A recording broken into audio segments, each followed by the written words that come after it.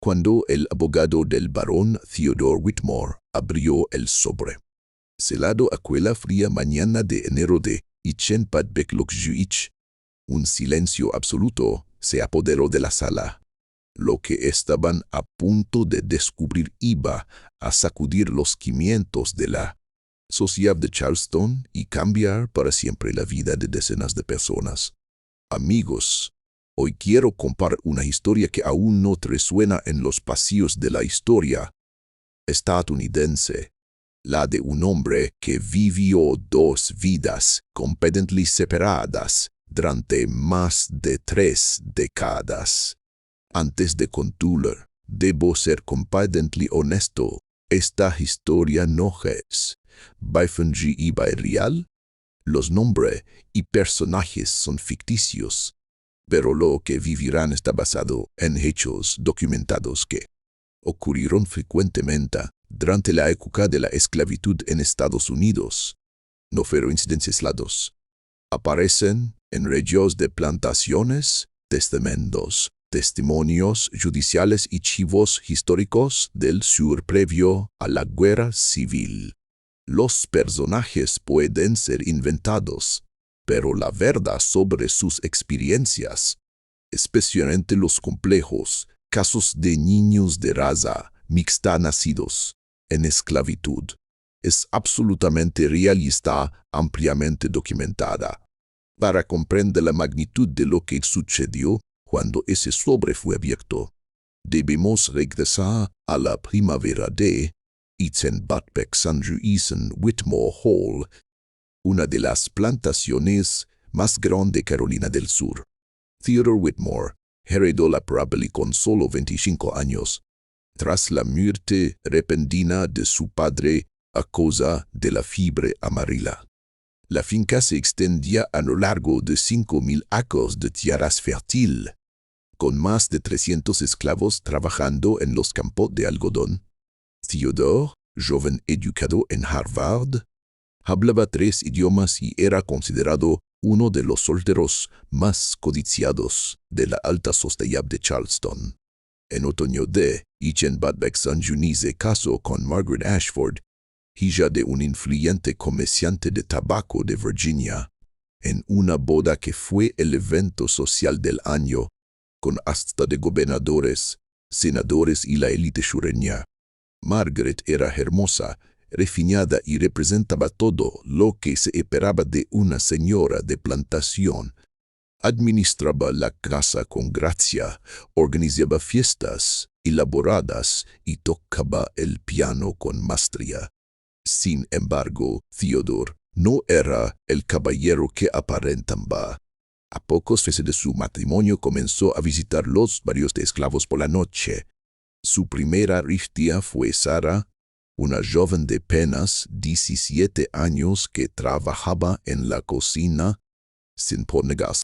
Cuando Sarah quedó embarazada, fue trasladada discretamente a los campos, lejos de la vista de Margaret. Esto apenas era el comienzo. Durante las siguientes 3 décadas, Theodore engendró hijos con más de 20 mujeres esclavizadas en la plantación. Algunas solo una vez, otra repetidamente durante años. Nunca mostró remordimiento. Para él, estas mujeres eran propias y creía tener derecho absoluto sobre ellas. La comunidad esclava lo sabía y susurraba al reput durante la noche. Madres intentaban proteger a sus hijas al llegar a cierta edad, pero la plantación era el reino de Theodore y escapar era casi imposible. El capataz, un hombre cruel llamado Jacob Merchant, se aseguraba de que nadie hablara sobre las visitas nocturnas del barón, y quien se atreviera a resistirse echaba el látigo o peor. Para Ichenpadbeksanjuni había al menos 15 niños con rasgos inconfundibles de Theodore. Ojos verdes, pómulos altos y narices finas. La semejanza era tan evidente que visitantes hacían bromas incómodas. pero nadie lo linchaba directamente.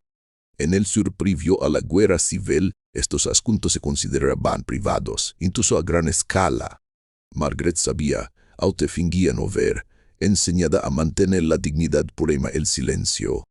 Ella se centró en sus propios hijos, William, Charles y Robert, nacidos entre 1825 y 1828, dedicando amor y cuidado para granjearlos como caballeros sureños, mientras ignoraba a los hijos de raza mixta que trabajaban en los campos o en la casa.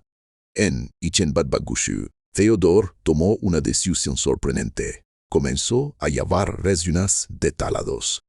En un diario de cuero, oculto en su estudio privado, anotaba cada nombre de mujer esclavizada a la que había abusado y cada hijo nacido de esos encuentros, incluyendo fecas, canciones fílicas e incluso rasgos de personalidad. Algunos historiadores creen que esta documentación obsesiva reflejaba un conflicto interno, aunque él nunca detuvo su comportamiento abusivo. Para Ichenbarbat-Locurs, su familia secreta había crecido a al menos 40 hijos. Algunos ayudantes trabajando en los campos o en la casa, otros todavía niños jugando en los barrios de esclavos, con edades que iban desde recién nacidos hasta personas de 20 y tantos años. Theodore, a sus 54 años, sufría dolores de cabeza, falta de aire y advertencias médicas sobre su corazón débil, mientras que en noviembre de 1828, Lincoln fue elegido presidente y Carolina del Sur se separó de la Unión en diciembre. La guerra era inminente y Theodore pensaba en la mortalidad, en su legado y en qué pasaría con su imperio al morir. Una noche fría de enero de 1828, sentado con su abogado de confianza, Edmund Price pidió algo sin precedentes. Quiero que redactes un Nuevo Testamento y que solo se abra después de mi muerte, con todas las presentes. Todos mis hijos de sangre nacidos en esclavitud deben ser liberados. Price quedó atónito. Lo que Theodore proponía iba mucho más allá de las disposiciones habituales, un acto que desafiaría la sociedad de Charleston y cambiaría vidas para siempre. ¿Eh? Theodore, ¿entiendes lo que estás diciendo?, preguntó Edmund con incredulidad. Son 40 personas, tal vez más. 43, corrigió Theodore, tranquilo. Las he contado. Conozco cada nombre. Pero el plan de Theodore iba aún más lejos. No solo quería conceder la libertad a sus hijos nacidos en esclavitud, sino también dividir su patrimonio entre todos sus hijos por agua. Los 3 hijos legítimos sí verían su parte, al mismo tiempo que los 43 nacidos de mujeres esclavizadas. Cada hijo sabiría una porción igual de tiaras, propillos y dinero. Edmund intentó disuadirlo. Tus hijos legítimos van a impugnar esto. Margaret quedará devastada. La sociedad te crucificará en su dispost de muerto. La respuesta de Theodore fue escalofriante en su honestidad. No me importa cómo me recuerden. He estado pensando en el juicio, Edmund, en cómo rendir cuentas ante Dios por mis actos. No puedo devolverles a esas mujeres su inocencia ni sus años robados. Pero sí puedo dar a sus hijos libertad y una oportunidad de vida. El testamento fue redactado en 3 semanas, meticulosamente nombrando a los 43 hijos esclavizados, identificando a sus madres y detallando exactamente lo que cada uno debería. Theodore también incluyó provisiones para educación, estableciendo fondos para que todos sus hijos, sin importar su raza, pudieran aprender a leer y escribir.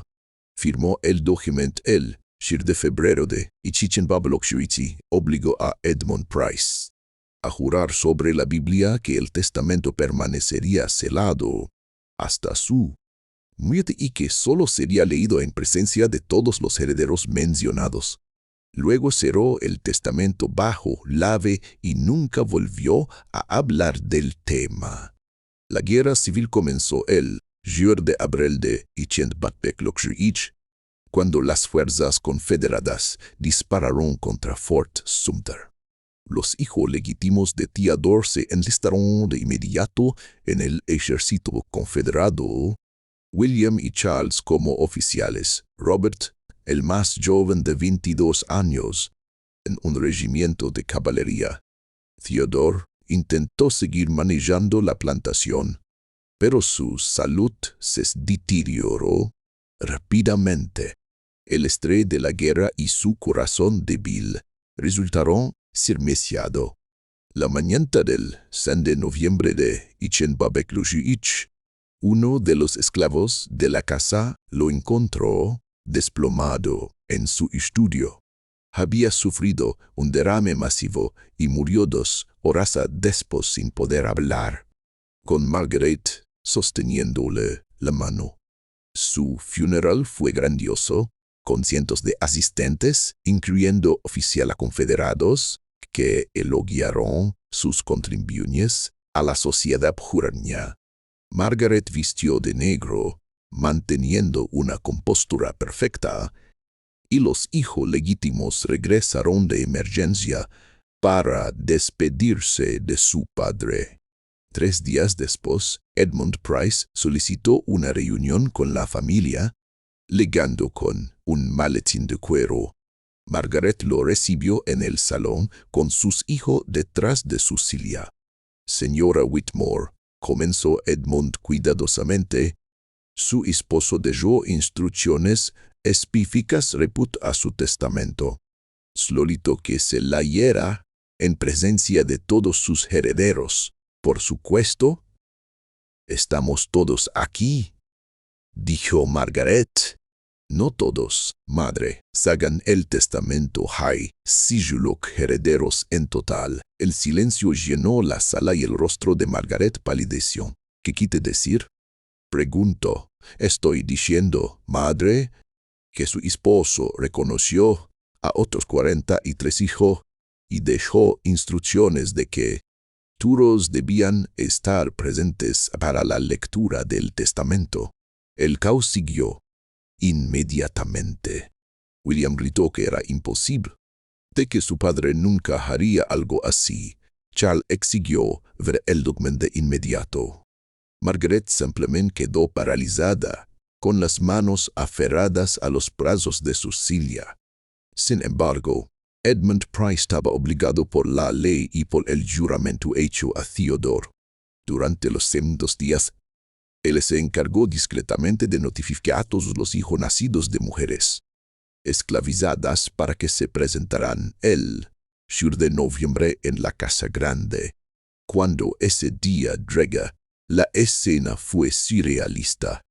En el gran salón, donde Margaret había organizado tés y bailes, 43 personas de color estaban de pie, nerviosas, muchas con rasgos inconfundibles del hombre cuyo retrato colgaba sobre la chimenea. La más joven era un bebé sostenido por los brazos temblorosos de su madre, y la mayor, Clara, tenía 18 años y había trabajado toda su vida en los campos. Margaret y sus 3 hijos legítimos se sentaron en un lado, mientras que los 43 restantes permanecieron en el otro, simbolizando tanto la división literal como la simbólica. Edmund abrió el sobre selado y comenzó a leer. El testamento iniciaba con una confesión. Theodore reconocía los graves pecados cometidos, como había abusado de su poder para explotar a mujeres sin posibilidad de negarse y que no podía reparar el daño causado. pero sí podía proveer para los hijos nacidos de esas injusticias. Luego vino la bomba. Todos sus hijos, legítimos o no, recibirían por igual una parte de la herencia. William se levantó de inmediato. Esto es una locura. Son esclavos, no pueden heredar propiedades. Pero Edmund continuó leyendo. Theodore también otorgaba la libertad inmediata a los 43 hijos esclavizados y a sus madres. Adisa de establecer un fondo fiduciario para financiar su dación y proveer los recursos necesarios para que construyeran nuevas vidas. La plantación Whitmore, valuada en $80 aproximadamente. Bapak, $1,000. Se dividiría en 6 partes iguales, asignando a cada hijo unos $1,000 en propiedades, tierras o dinero. Para los hijos legítimos, acostumbrados a heredarlo todo, fue un golpe devastador. Para los hijos esclavizados, acostumbrados a la servidumbre, fue incomprensible. Margaret habló por primera vez con un hilo de voz. Él lo sabía. Siempre lo supo y nunca me dijo nada, pero el testamento tenía una última condición. Los 3 hijos legítimos solo recibirían su herencia si respetaban la libertad y los horarios de sus medios hermanos. De lo contrario, serían desheredados y su parte repartida entre los demás. Fue un movimiento legal brillante. Theodore obligaba a sus hijos legítimos a elegir entre el orgullo y la herencia. Las demás que fueron trébulo. William y Charles querían impugnar el testamento, pero sus abogados los disuadieron. Era legalmente sólido. Theodore estaba en pleno uso de sus facultades al redactarlo y Edmund Price contaba con múltiples testigos. Impugnarlo significaría perderlo todo. Mientras tanto, los hijos liberados entaban otro desafío: la libertad en medio de una guerra civil. La Confederación no reconocía la emancipación, y los peligros para los afroamericanos libres eran reales. Aquí la historia da un giro sorprendente. Clara, la mayor de los hijos esclavizados, asumió el liderazgo, organizando a sus hermanos y hermanas, enseñándoles a reclamar lo que por derecho le correspondía, guiándolos hacia una nueva vida en un mundo que hasta entonces los había negado y oprimido. Su determinación, inteligencia y valentía transformaron un acto legal en esperanza tangible, un testimonio de justicia tardía de que infuso en los escenarios más oscuros, la humanidad podía encontrar un camino hacia la libertad y la igualdad, dejando un legado que marcaría Charleston y al sur profundo para siempre. Clara sabía leer y escribir, un conocimiento que le había sido enseñado en secreto años antes por la esposa de un capataz compasivo. Comprendía que permanecer en Carolina del Sur era peligroso, así que decidió organizar una verdadera éxodos masiva. Usando parte del dinero del fideicomiso, arregló transporte hacia el norte y, durante 6 meses, halló a más de 30 de sus medios hermanos a escapar hacia Pensilvania y Nueva York. Algunas de las madres la acompañaron, finalmente libres de décadas de servidumbre. El viaje era extremadamente peligroso. Viajaban de noche siguiendo rutas conocidas por el ferrocarril subterráneo, esquivando patrullas confederadas, conscientes de que ser capturados significaría la muerte segura o volver a la esclavitud. Clara estaba decidida. Nuestro Padre nos dio la libertad, decía a sus hermanos. Ahora debemos luchar por conservarla. Sin embargo, no todos los hijos liberados abandonaron el sur. Algunos, precisamente los más jóvenes, permanecieron con sus madres que temían viajar. Unos pocos se quedaron en Whitmore Hall, trabajando como sirvientes remunerados bajo un acuerdo con Margaret, quien ahora debía manejar una plantación casi desprovista de fuerza laboral. La guerra civil continuaba con toda su violencia. William Whitmore murió en Gettysburg y Chen Bai-Lo-Shusan, Charles sobrevivió, pero perdió un brazo en Petersburg. Robert fue capturado y pasó 2 años en un campo de prisioneros de la Unión. Cuando la guerra terminó finalmente, Chen Bat-Bek Lokojurwu, la Confederación fue destruida y la esclavitud abolida en todos los Estados Unidos. El testamento de Theodore Cuon y Chen Bat-Bek Lokojit había parecido radical. Ahora se veía como un preludio del impacto del 13ª enmienda a nivel nacional. Pero lo verdaderamente sorprendente fue cómo prosperaron los hija liberados. Clara utilizó su gerencia para abrir una escuela para niños afroamericanos en Filadelfia. Varios de sus hermanos fundaron negocios exitosos. 2 se convirtieron en ministros prominentes y uno llega a ser médico. Mientras tanto, los hijos legítimos venzaron dificultades. Charles se ahogó en el alcohol y murió en Chen Bat-Bek Najif. Robert intentó mantener la plantación pero fracasó. La tierra fue finalmente vendida para pagar deudas. Y la imponente Whitmore Hall cayó en ruinas y fue demolida en Chen Bat-Bek Bashir Q para Chen Quebec. Los descendientes de los hijos esclavizados de Theodore eran maestros, empresarios y líderes comunitarios en el norte de Estados Unidos, mientras que los descendientes de sus hijos legítimos blancos habían desaparecido en la oscuridad, con su riqueza y estatus completamente perdidos.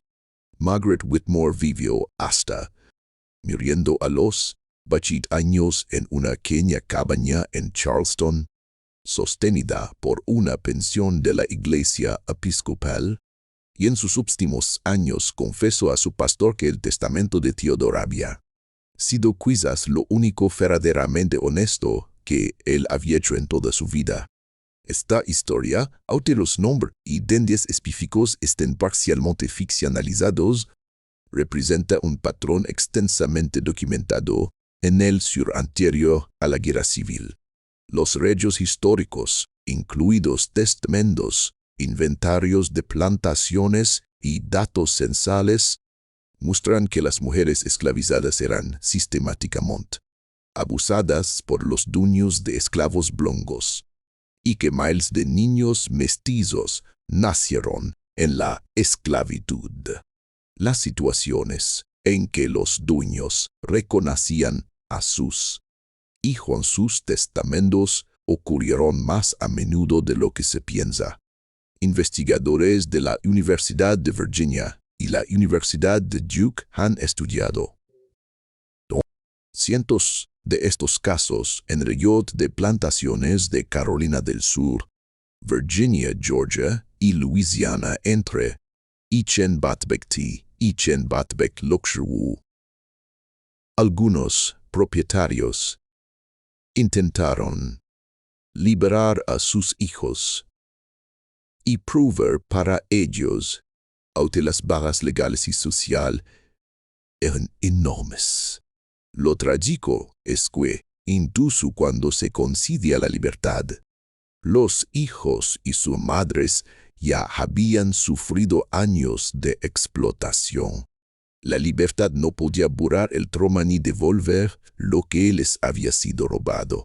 Durante la guerra, la implementación de estas emancipaciones era extremadamente peligrosa, y muchos esclavos liberados tuvieron que tomar decisiones arriesgadas para sobrevivir. La valentía declarada representa el espíritu de resistencia de quienes transformaron el regalo frágil de la libertad en vidas llenas de prostitución. Hoy, estas historias nos enseñan que la esclavitud no fue solo un sistema conquio, sino una escritura de poder que permitió explotación. abuso y destrucción de familias en gran escala. Nos recuerda también que incluso en los periodos más oscuros de la historia, la humanidad encontró formas de resistir, de sobrevivir y de crear un futuro para sí mismos y sus hijos. Y aquí es donde la historia se vuelve irresistible. Imaginar a Clara guiando a sus hermanos a la libertad, desafiando la muerte y la guerra, representa un acto de heroísmo silencioso que la mayoría nunca conocerá. Esta narrativa nos conecta con nuestra propia historia, nos invita a reflexionar sobre la justicia, la resiliencia y la capacidad de la humanidad para cambiar su zoo. Incluso cuando todo parece perdido, cada lector puede preguntarse ¿qué habría hecho yo en su lugar? Y de cómo reaccionaríamos ante decisiones morales complejas y consecuencias que abarcan generaciones. Las vidas de los hijos liberados de Theodore Whitmore nos muestran que la libertad es más que un derecho. Es un desafío constante, un esfuerzo diario de valentía, de educación y comunidad. Mientras muchos descendientes prosperaron y construyeron escuelas, niños y comunidades, los descendientes de los legítimos Whitmore desaparecieron en la historia, recordándonos que la riqueza y el estatus no aseguran legado ni memoria. La historia de Theodore y Clara nos habla de la paradoja de la humanidad. Como alguien responsable de tanto daño pudo, finalmente, crear oportunidades de vida para aquellos así que nos había oprimido, y cómo el coraje de una joven pudo cambiar el curso de edad, la vida de más de 30 personas y sus futuras generaciones. Por eso esta historia sigue siendo relevante, provocadora y conmovedora. Nos invita a mirar más allá de la superficie, a cuestionar las narrativas simplistas sobre el poder, la justicia y la familia, y a reconocer la fuerza de quienes lucharon en silencio por la libertad. No son solo ecos históricos, son historias humanas de sufrimiento, resiliencia y transformación que siguen inspirándonos hoy. Así que piensa, ¿qué harías tú si tuvieras la oportunidad de corregir las injusticias heredadas? ¿Y de cómo usarías tus recursos y tu voz para cambiar la vida de otros? Comparte tu opinión y conecta con estas historias, porque recordar a Clara y a sus hermanos nos recuerda que la valentía, la educación y la solidaridad pueden transformar incluso los legados más oscuros en historias de esperanza, libertad y triunfo humano.